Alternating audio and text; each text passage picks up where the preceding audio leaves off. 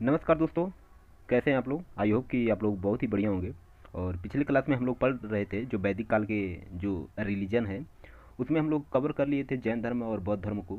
और उसमें से कुछ ऐसे रिलीजन थे, जैसे दो तीन ऐसे तीन चार ऐसे रिलीजन है जो कि छूट गया था, और इस वीडियो में मैं आपको वो कंप्लीट कवर कर लूँगा। तो पहला जो रिलीजन है वैदिक काल का, जैन धर्म बौद्ध धर्म होने के बाद एक आता है आजीविका संप्रदाय। ये आजीविका संप्रदाय होता क्या है और इसकी स्थापना समय यहाँ पर देख सकते हैं, मैंने लिख दिया है पहले से। तो अगर चाहते हैं इसका स्क्रीनशॉट लेना तो ये भी ले सकते हैं, लेकिन मैं आपको बताता हूँ। इसकी स्थापना किए थे मखली गोशाल, जिसको मस्करी पुत्र गोशाला भी बोलते हैं। ये जो आजीविका संप्रदाय की समय समय अवधि है, ये अवधि नहीं कह सकते, ये जो समय कब शुरुआत हुआ था, तो ये 6वीं शताब्दी में शुरू हुआ था। और इसका दर्शन मात्र क्या था कि नियतिवाद था, ये पूर्ण भाग्य पर ये आश्रित था। ये जो संप्रदाय है ये भाग्य पर ही निर्भर था कि ऐसे भाग्य से हो सकता है। इसका विश्वास क्या था कि कर्म और पुनर्जन्म और ईश्वर में इसका विश्वास बिल्कुल ही नहीं था। ये आप कर्म क्या करते हैं, आपका पुनर्जन्म होगा कि नहीं होगा, और ईश्वर है कि नहीं है, इसमें इस संप्रदाय के लोग जो मानने वाले थे, ये इसको बिल्कुल विश्वास नहीं करते थे। और इनका व्यवहार क्या था, तो ये नग्न रहते और परिवारजकों की तरह घूमते थे। नग्न रहते थे परिवारजकों की तरह, मतलब कह सकते हैं कि ये मतलब मांग कर खाना, ऐसे जो परिवार से अलग रहते थे, तो उनको परिवारजकों की तरह ऐसे बोल सकते हैं कि ये नंगे ऐसे घूमते थे, जो कि दिगंबर होते हैं जैन धर्म में। वैसे ये आजीविका संप्रदाय के लोग भी ऐसे घूमते थे। ये किसके समकालीन थे, तो ये जैन और बौद्ध धर्म के समकालीन थे। किसके? जैन और बौद्ध धर्म के समकालीन, तो मतलब उस समय जब जैन धर्म या बौद्ध धर्म दोनों जब चल रहा था, तो उस समय ये आजीविका संप्रदाय के लोग भी धीरे धीरे उठने लगे थे और इनका प्रचार प्रसार होने लगा था। और इनका प्रभाव मौर्य शासकों द्वारा संरक्षण किया जाता था। जो मौर्य शासक थे, चंद्रगुप्त मौर्य हो गया, उस समय के जो शासक हुआ करते थे मौर्य काल में, तो उस समय के शासकों द्वारा इनका संरक्षण भी मिलता था। इनका देख रेख और इनका प्रचार प्रसार करने की अनुमति और सुरक्षा व्यवस्था, ऐसा ये मौर्य शासकों द्वारा भी किया जाता था। ये विलुप्त कैसे हो गया, ये भी देख लेते हैं कि 14वीं शताब्दी तक ये दक्षिण भारत में अस्तित्व में था। 14वीं शताब्दी तक ये दक्षिण भारत अ, अस्तित्व में था, फिर विलुप्त हो गया। मतलब जब दक्षिण भारत के लोग, साउथ इंडियन वाले लोग जो थे, ये आजीविका संप्रदाय को मानते थे। और धीरे धीरे मतलब ये करते करते और बहुत सारी संप्रदाय आने लगी, धर्म आने लगा, उनको मानने लगे। तो ये आजीविका संप्रदाय धीरे धीरे बंद हो गई। तो जैसे ये एक फ़ोटो मैं आपको दिखा रहा हूँ कि ये आजीविका संप्रदाय के लोग पहले ऐसे हुआ करते थे। इनमें मतलब सब एक दूसरे से, मतलब ये नंगे रहते थे। ये हो गया बौद्ध धर्म से रिलेटेड हो गया, ये आजीविका संप्रदाय से रिलेटेड हो गया। तो इसमें सभी को शामिल कर लिया हूँ। वैदिक काल के जो धर्म है, सभी एक दूसरे से मतलब ऐसे कनेक्ट नहीं रहते थे। ऐसा मैं ये नहीं, ये फ़ोटो से देख कर आप जज नहीं कर सकते। लेकिन ये आजीविका संप्रदाय का मैंने जब सर्च करके देखा, मैं ये प्रेजेंटेशन जब बना रहा था, तो आजीविका संप्रदाय के ऐसे नेट पर मुझे मिला ये फ़ोटो, कि उस टाइम का फ़ोटो ये दिखाया। तो सोचा आपके साथ भी ये शेयर कर दूँ। ठीक है। ये आजीविका संप्रदाय, जिसे आजीवक भी कहा जाता है, आजीवक भी कहा जाता है, ये प्राचीन भारत एक नास्तिकवादी था। तो जैसा कि पहले भी मैंने आपको बताया कि ये भगवान को यानी ईश्वर को नहीं मानते थे, कर्म पुनर्जन्म ये किसी को भी नहीं मानते थे। और इसकी स्थापना मखली गोशाल ने किया था 6वीं शताब्दी ईसा पूर्व में। ये जैन संप्रदाय जैन और बौद्ध धर्म के समकालीन था, जैसे कि पहले भी बताया, पुनर्जन्म ईसा में विश्वास नहीं करता था। तो मतलब यही हुआ कि ये नास्तिकवादी थे, नास्तिकवादी लोग थे, जो कि आज के टाइम में ये वामपंथी होते हैं। आजीविकाओं को मानना था कि सब कुछ भाग्य और नियति पर निर्धारित होता है। तो जैसे कि यहाँ पर मैंने भी बताया था कि ये जो इनका दर्शन मात्र यही था कि नियतिवाद थे ये लोग, नियतिवाद, भाग्य पर ये नियति पर ये निर्धारित, ये अपने आप को मानते थे कि जो नियति में होगा वही होगा और उससे आगे कुछ नहीं होगा। और ये फ़ोटो का क्या मतलब है, ये फ़ोटो किनका है, ये भी आपको बताते चलता हूँ। ये देखिए चंद्रगुप्त मौर्य हैं, ये चंद्रगुप्त मौर्य हैं, उनके बेटे बिंदुसार और इनके बेटे अशोक।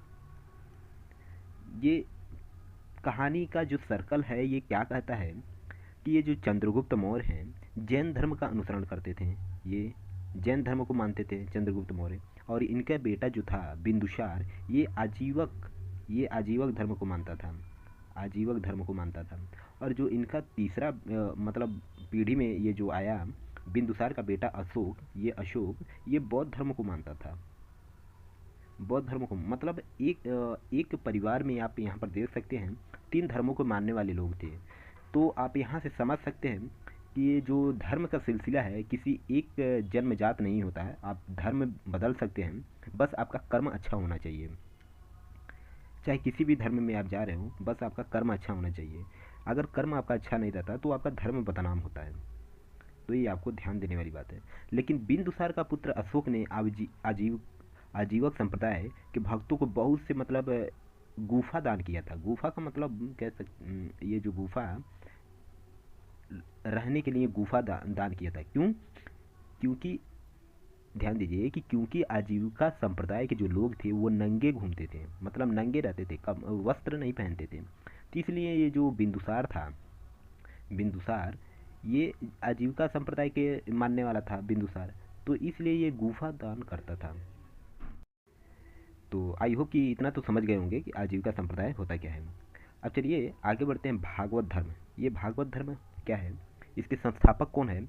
तो देखिए भागवत धर्म के संस्थापक वासुदेव वासुदेव वासुदेव नाम का एक थे, वो थे भागवत धर्म के संस्थापक। इस धर्म में सबसे अधिक समर्थन किसका किया गया था? भक्ति करने के लिए किया गया था। सबसे अधिक समर्थन भक्ति करने के लिए किया गया था। और विरोध किस चीज़ का किया गया था? तो विरोध इसका किया गया था कि बलि जो होता है हिंदू धर्म में, बलि देना, कर्मकांड,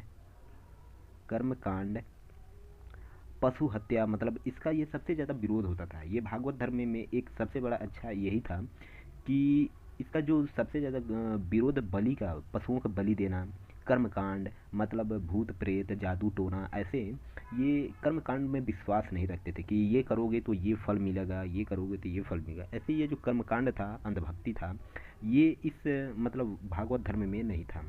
तो सबसे बड़ा अच्छा काम तो यही इसमें था। भागवत धर्म को मुख्य रूप से अभीरों का धर्म माना जाता था। अभीरों का धर्म, क्योंकि इसमें कर्मकांड जैसे बलि पशु हत्या जैसे इसमें बहुत ही विरोध किया गया। और कृष्ण स्वयं अभीर के रूप में जाने जाते थे, क्योंकि कृष्ण गायों को मतलब गाय से बहुत प्यार करते थे, उनको पशुओं से बहुत लगाव था।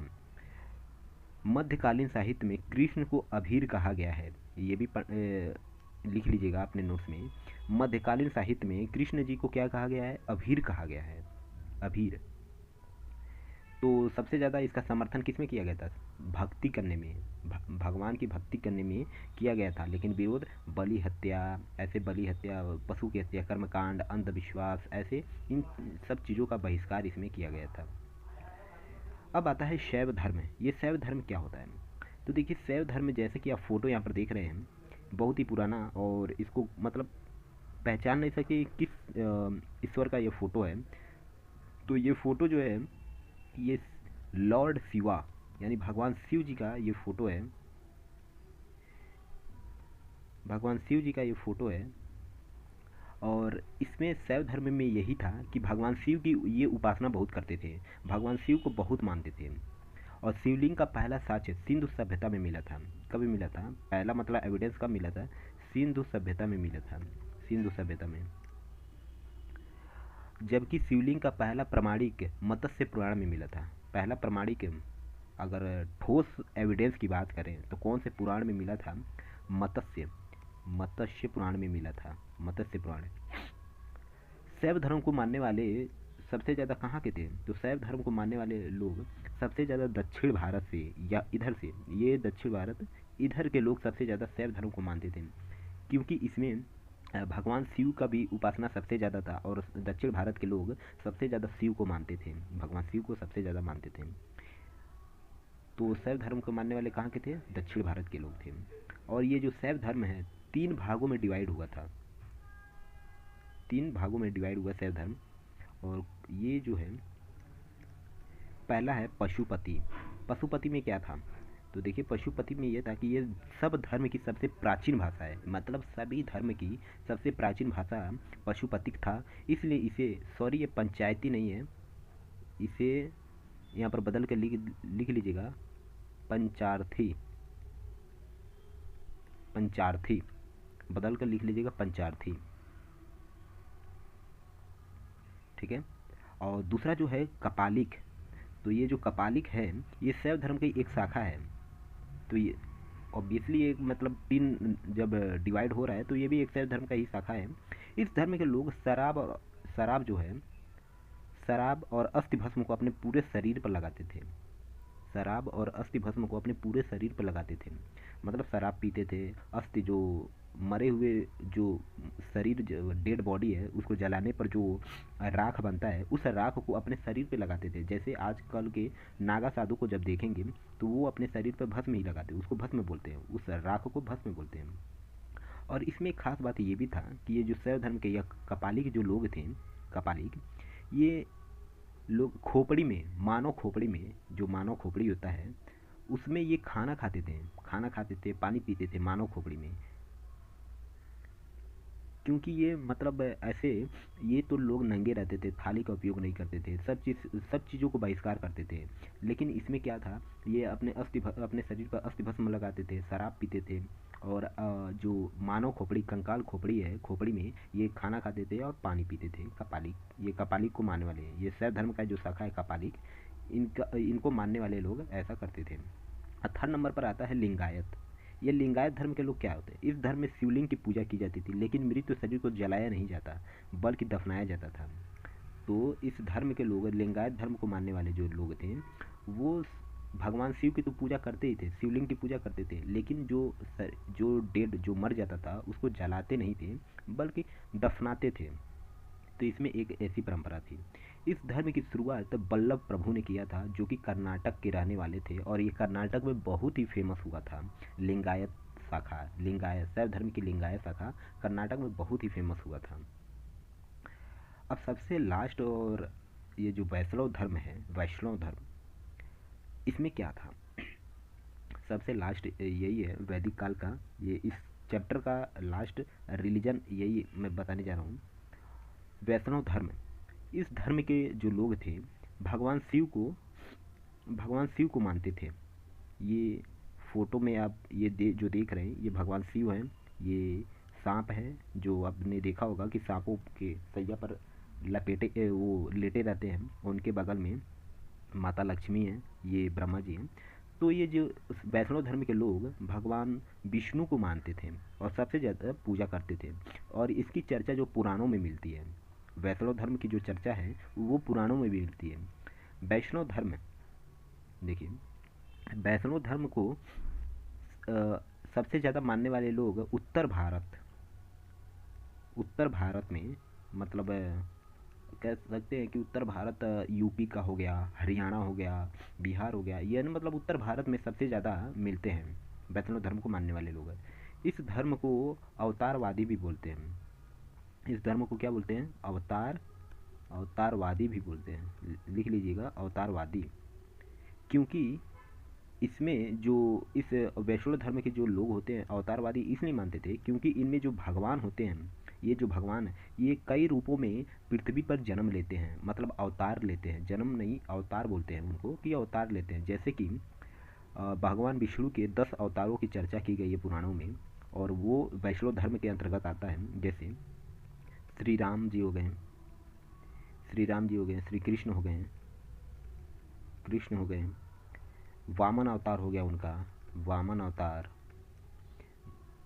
अवतार हो गया, विष्णु जी का परशुराम अवतार हो गया, परशुराम अवतार। तो ऐसे मत्स्य अवतार हो गया, मत्स्य अवतार, ये नहीं है मत्स्य अवतार। तो ऐसे मतलब ये विष्णु जी के 10 अवतारों की चर्चा पुराणों में की गई है। और वैष्णव धर्म के लोग, जो असली वैष्णव धर्म के लोग होते हैं, वे मतलब प्योर वेजिटेरियन होते हैं, शाकाहारी होते हैं। वैष्णव धर्म के लोग प्योर वेजिटेरियन होते हैं। तो आई होप कि ये जितने मैंने रिलीजन आपको पढ़ाया आपको अच्छी तरह समझ आ गया होगा। आप लोग को ये वीडियो बहुत ही पसंद आया होगा, और अगर वीडियो आपको अच्छा लगता है, लेक्चर थोड़ा भी समझ आया, तो चैनल को सब्सक्राइब कर लीजिएगा, वीडियो को लाइक कर दीजिएगा। ये हमारा चैनल है अंडर क्लास, इसको सब्सक्राइब करके अपना प्यार जरूर दीजिए। तो चलिए मिलते हैं नेक्स्ट लेक्चर में, तब तक के लिए जय हिंद।